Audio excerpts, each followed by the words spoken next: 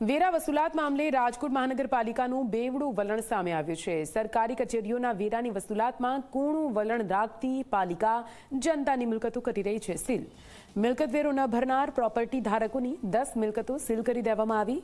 મિલકતો સીલ કરી નળ જોડાણ કાપવામાં આવ્યા। ડિસેમ્બર અને જાન્યુઆરીમાં વેરા વસૂલાતની કડક કામગીરી કરવામાં આવશે।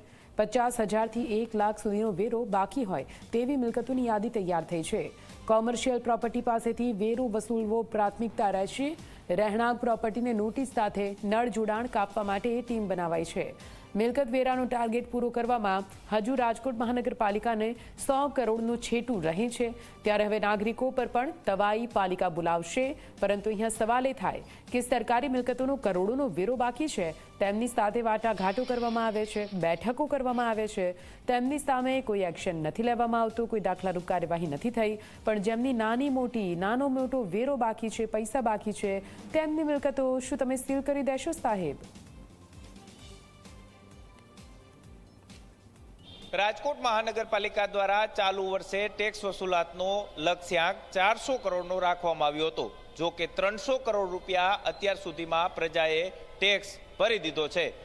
100 કરોડ જેવું હજુ પણ લક્ષ્યાંકમાં પહોંચવામાં છેટું છે। પરંતુ ચોંકાવનારી હકીકત એ સામે આવી છે કે સરકારી કચેરીઓ ટેક્સ ભરપાઈ કરતી નથી અને ઠાગાઠૈયા કરી રહી છે।